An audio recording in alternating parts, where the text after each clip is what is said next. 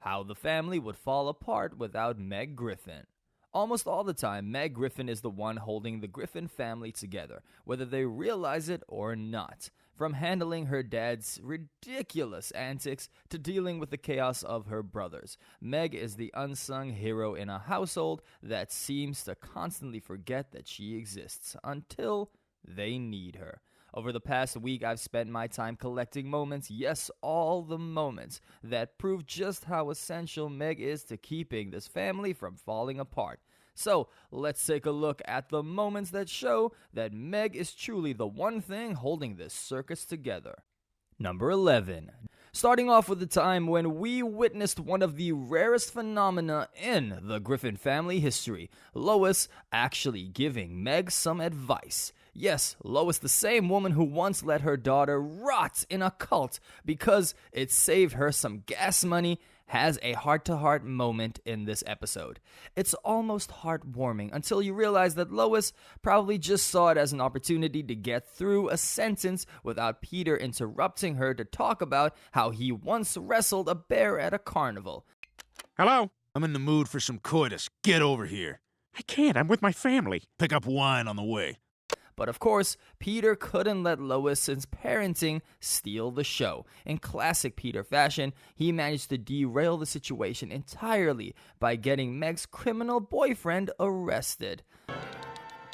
Joe, it's Peter. Come outside. There's an escaped convict running across the street. Luke, run! But nothing says fatherly love unlike ensuring that your daughter's love life takes an immediate nosedive. Did Peter do it out of concern? Not a chance. He did it because it was easier than explaining why he thinks their dog is smarter than their kids. And Peter's moral compass has all the consistency of a carnival claw machine. It moves randomly and never works when you need it to. As if things couldn't get any worse for Meg. You're under arrest for harboring an escaped convict. She ends up getting arrested for hiding her boyfriend. Imagine sitting in a jail cell and realizing that your biggest crime wasn't harboring a fugitive, but being related to Peter Griffin. At this point, Meg's life feels like one long hidden camera prank show. And if anyone deserves a lifetime supply of therapy and chocolate, well, it's Meg Griffin. The real kicker, though, is when the Griffin family starts counting down the days until Meg's release. Yes, the same people who once forgot her birthday suddenly realized that life wasn't the same without her. And why wouldn't they? Without Meg, there was no one to yell at, no one to blame for things going wrong, and no one to take the fall for Peter's latest disasters. Turns out, Meg isn't just their daughter. She's their emotional punching bag, their stress relief, and the scapegoat all in one. The Griffins are as dysfunctional and self-absorbed as can be, but they have a weird, twisted love for Meg, and it's just buried under a mountain of sarcasm, neglect, and unfortunately, criminal activity.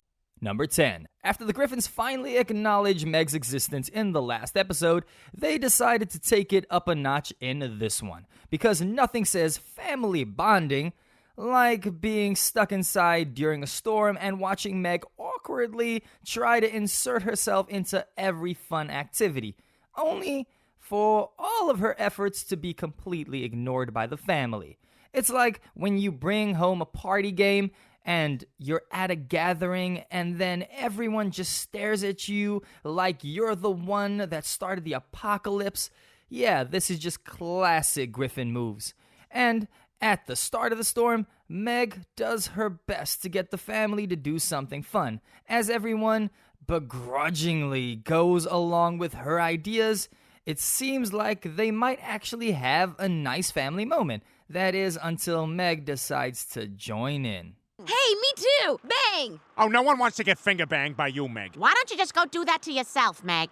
The second she does, the family starts completely disregarding her because apparently her mere presence suddenly sucks all the fun out of everything. I mean, she could have joined them in a full-on circus act and they'd still find a way to treat her like the invisible person at the party. Later, Peter decides to turn the storm into a sing-along. Oh, hey, I got an idea. Let's have a sing-along. His enthusiasm is as loud as his singing, which sounds less like a song and more like a walrus getting a root canal. But Meg, God bless her, is the only one who notices his efforts and appreciates it. Of course, the second Peter's performance hits its peak, the rest of the family tunes him out completely, and Meg's left as the solo member of the Peter Griffin fan club. If awkwardness was a sport, then Meg would be holding the gold medal by now. The real turning point happens when Meg finally reaches her breaking point. So you treat me like you hate me, and I don't know why. You say hurtful things to me constantly. She stands up to the family, calling them out for belittling her all the time. It was a rare and beautiful moment of defiance, and for once, the Griffins were left with no witty comebacks, except to ignore her even more, and of course that's what they did. The real drama happened when Meg confronted Lois and Chris. She straight up calls them out for their toxic behavior and tries to make them realize how messed up they've been. Lois, of course, reacts with the emotional maturity of a toddler who just lost their favorite toy. But Meg doesn't back down. It's like watching a teenager finally stand up to their parents after years of getting stomped on. Oh, Meg, I don't know what to say. All of those things you said about me are true. I have been a very bad mother to you. Eventually, Meg hits Lois with the harsh truth. As a mother, Lois hasn't been there for Meg when she needed her the most. And in a shocking twist, Lois actually starts crying. The woman who locked her daughter in a closet to avoid dealing with her feelings is now crying about it. That is pure growth. Right? Well, it's a small step in the right direction, though we all know they'll be back to their old ways by the next episode. But hey, baby steps, right? Number 9. After Meg's emotional victories with her family in the previous episode, it's time to see her actions as the unsung hero of the Griffins in full action. So, when Peter loses his driver's license, Meg steps up without hesitation, ready to chauffeur her dad around. Honestly, Meg's willingness to help the same man who once sold her for some gas money shows just how much of a saint she really is. If Meg were in a superhero movie, her power would probably be patience and a high tolerance for some verbal abuse. As she drives Peter around, it becomes clear that this isn't just about running some errands. This is a full-on endurance test. Peter throws tantrums like a man-child at every turn, and Meg handles them all like a pro. While most people would have ejected him out of the car by now, Meg finds a way to always keep her cool. If there was a world record for tolerating absurd behavior, Meg broke it about 5 minutes into Griffin. Meg is now officially the enforcer of the family. Peter actually acknowledges her bravery. He tells the family how proud he is of Meg, a rare moment of fatherly affection by the one and only Peter Griffin, and it feels as unexpected as Peter going on a diet. It's not just lip service either. Peter spends time with Meg, and for one of the first times that we've seen in the show, we see him genuinely having some fun with Meg. Sure, she may be the Griffin's scapegoat most of the time, but in this episode, it proves that without her, the whole family would be lost, or at the very least, stranded on the side of the road. Number 8. In typical Griffin family fashion, Meg is usually the butt of every joke, ignored and mistreated so often that her self-esteem is practically non-existent. At this point, it's safe to say that Meg's inner monologue probably sounds like a motivational speaker trying to cheer up a deflated balloon. But every now and then, an episode gives us a glimpse to the real Meg, loyal, brave, and shockingly selfless. And this one is no exception. It starts with Meg doing something rare, turning to Lois for some advice. She confides in her mom about a guy that she likes at school. Hey, Mom, can I ask you about something? Of course, Meg. What's on your mind? Well, there's this guy I like at school. Asking for some guidance. For once, we see Lois's humane side as she listens, offering some advice instead of all the sarcasm. It's one of those fleeting moments when Lois actually remembers, oh, I'm a mom, and not just a wine-loving bystander. And for Meg, it's a big deal. She's like kind of finding a diamond in the family, which is just a pile of garbage of dysfunction. Meanwhile, Peter, the over-top dad, He seems nice. Sorry, I missed all that. I was tweeting. just decides to tweet about Meg going on a date. Yeah, Peter did that. In the middle of all of this, Meg somehow finds time to save Chris from this awkward situation. And the situation being that when a guy has a crush on Chris and the guy decides to make his move, Meg steps in to rescue her brother and talk some sense in him. Only Meg could turn a potential disaster into a teaching moment. She's like a one-woman support system, always looking out for her siblings, even if they treat her like an afterthought. Later, Meg asks Chris for a hug. And it's not often that we see Meg openly express her need for some affection. And Chris actually obliges, proving that even in this family, there's a sliver of love buried under all of the chaos. Number 7. After all the emotional turmoil that Meg has endured, you'd think that the Griffin family might finally start appreciating her. Well, they do, but only after she nearly dies. Because apparently, in the Griffin household, a near-death experience is the closest thing to some love language. When the family house floods, Meg almost drowns trying to fetch something for Peter. And this is something that he asked her to grab in the kitchen. Yes, leave it to Peter to prioritize his snacks over his daughter's safety. While Meg struggles underwater, the rest of the family treats it like a minor inconvenience, probably wondering how long it'll be before they can turn the TV back on. Things take a serious turn when Meg ends up in a coma, and for the first time, the Griffins actually seem to realize what life would be without Meg, and spoiler alert, it's not that great. Peter begs Meg to wake up and promises that he'll treat her better. It's a touching moment. Hear me, Meg? If you come out of this, I am going to treat you like a princess for the rest of your life. Though, given Peter's track record, you can't help but wonder how long this newfound appreciation will last. When Meg finally wakes up, the family is visibly relieved, and Peter shockingly starts treating her with some actual kindness. He even seems to understand his role as a father for once, which is a nice change of pace from his usual antics of embarrassing Meg at every possible opportunity.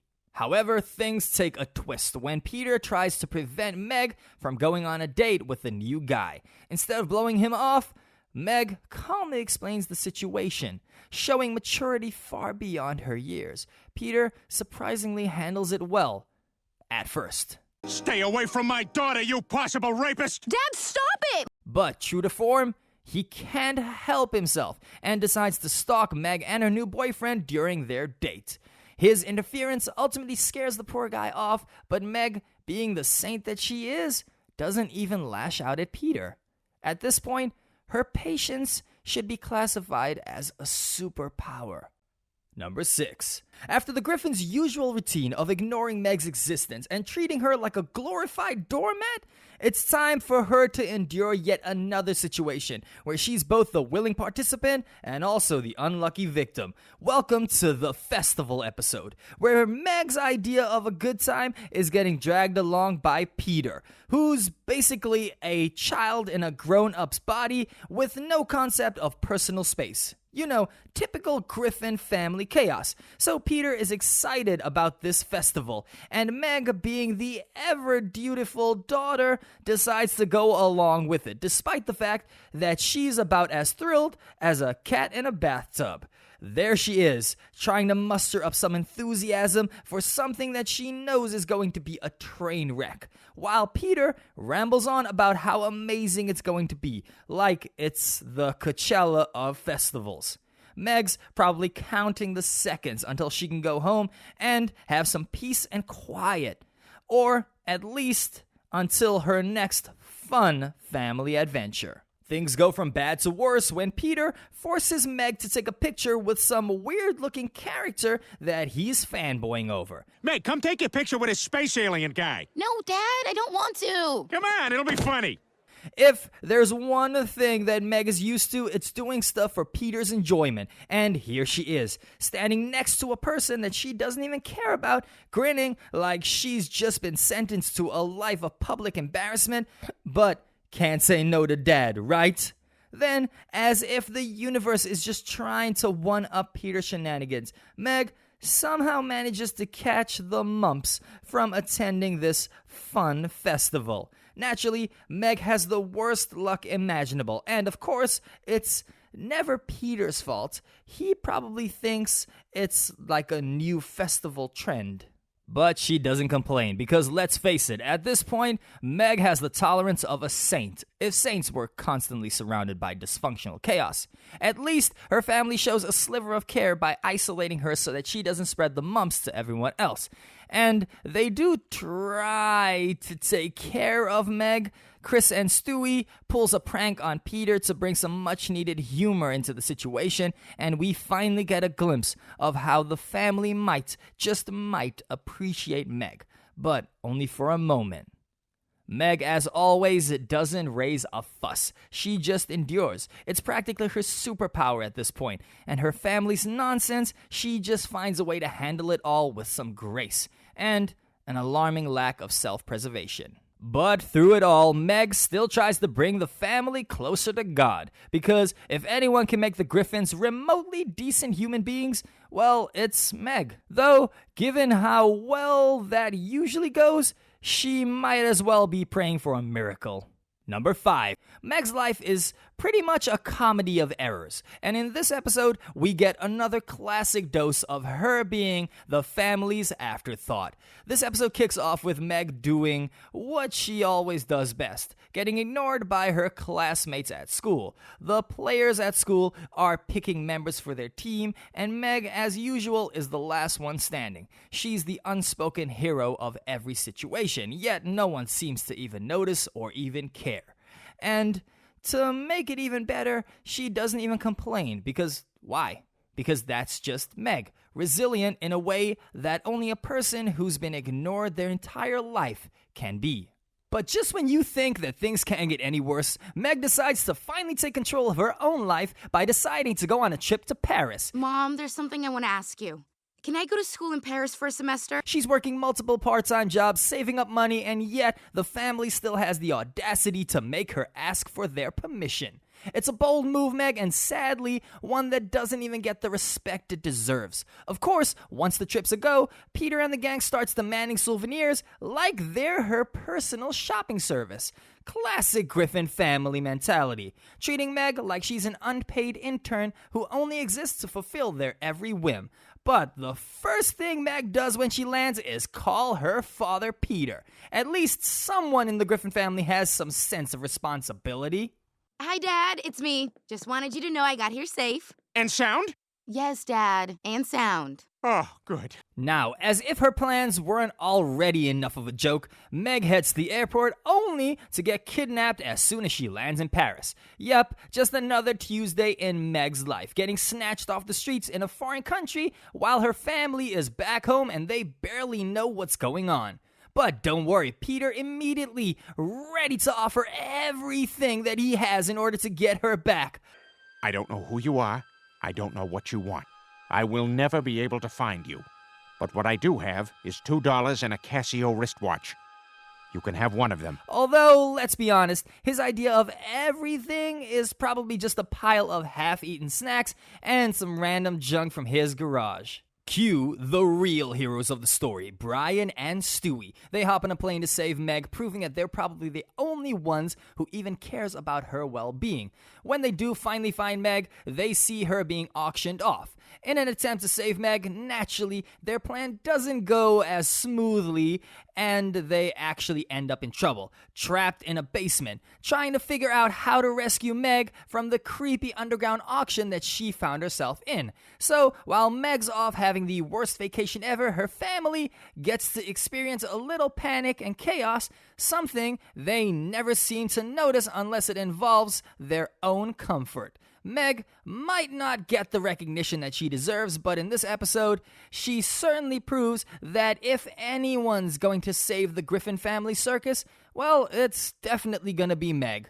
Number 4. Well, things for Meg are never quite easy, and in this episode, this just proves that the universe has a special interest in making her life as chaotic as possible. From playing chauffeur on Stewie's birthday to saving him from certain grape-induced doom, Meg just can't seem to catch a break. But hey, at least she's doing something for once. This episode kicks off with her stepping in for Lois, because when does Meg ever actually get a day off in Family Guy? As the family's resident unpaid errand runner, Meg has to haul Stewie to the party once again, proving that if it wasn't for her, the Griffin family might just implode from sheer laziness.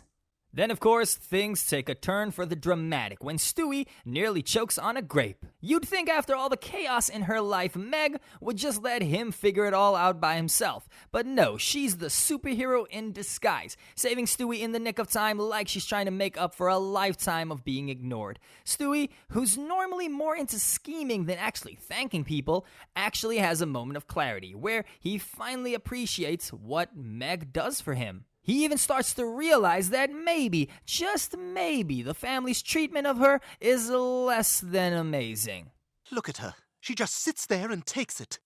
She deserves a better life than this, Brian. It's a small breakthrough for Stewie, and we can only imagine that it took about 15 years of sibling dysfunction to get there, but it doesn't stop there. In a shocking act of generosity, Stewie lets Meg have her moment in the spotlight by putting her name on the Romeo and Juliet cast list. They're posting a cast list for the school play. I'll just give Meg all the parts. That way she'll be the most popular girl in school. And spoiler alert, Meg absolutely kills it. Who knew that all these years of being overlooked were just secretly preparing Meg to dominate the stage? Stewie's guilt trip turned to a small victory for Meg. And as she nails the role, proving that when the family does finally give her a chance, she's pretty darn good at it. And as the cherry on top of this emotional roller coaster, Meg gets asked out by a guy on her own. Granted, her brother might have arranged this date, but you know what? It still counts. For a split second, it looks like Meg might actually get the happy ending that she deserves after being part of the absurd world of the Griffins. Number 3. For Meg, moments of genuine family connection are few and far between, but in this episode, we see a rare glimpse of her wanting to be included. It starts with the Griffin family sitting together watching a TV show. It may seem like a small thing, but for Meg, it's a pretty big deal. While the family is zoned out in front of the screen, she's clearly craving that sense of togetherness that, let's be honest, is usually a foreign concept in the Griffin household. It's a brief moment for Meg, who spends much of her life just being ignored or dismissed. If only her family knew how much these little moments of family time actually means to Meg. But of course, it doesn't take long for things to veer into chaos. Peter gets sick, and for once, the entire family, including Meg, actually seems to be concerned about Peter. Well, sort of. It's one of those everyone's kind of worried but not enough to actually do anything kind of situations. But Meg, like the rest of the family, shows some genuine care for Peter's well-being. You'd almost think that the Griffins were functioning like a normal family for a second. Sure, their concern may only last for a fleeting moment before they revert to their usual antics, but for Meg, it's enough to briefly remind her that maybe, just maybe, they're actually capable of caring, at least until the next disaster strikes. Number 2. Another day, another disaster for Meg. In this episode, Meg's birthday comes and goes with barely a peep from the Griffin family. Unsurprisingly, they forget about it entirely, because why would they remember her special day when they can barely even manage their own chaos? Meg, however, is nothing if not resourceful. She takes matters into her own hands and demands that they throw her a party, because no one else will. It's classic Meg, trying to get the attention that she deserves, even if she has to force it out of the family like she's pulling some teeth. But the fun doesn't stop there. Enter Peter, the one and only Peter Griffin, who, in a completely inappropriate but oh so hilarious moment, jokes about cutting off Meg's leg to determine her age. If that's not family love, then I just don't know what is. Naturally, the entire family bursts into laughter. Meg, though, well, she doesn't even flinch. At this point, she's so used to being the punchline that she might as well start changing or charging admission to watch this incredible show of her own misery.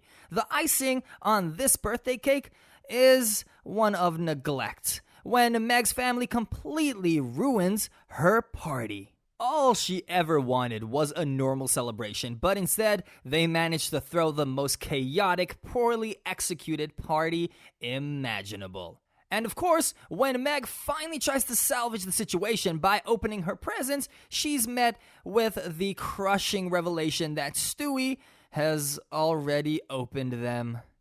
Talk about adding insult to injury. The poor girl just can't seem to catch a break. Even when she gets a chance to enjoy some birthday joy, it's snatched away by her ever-disruptive siblings.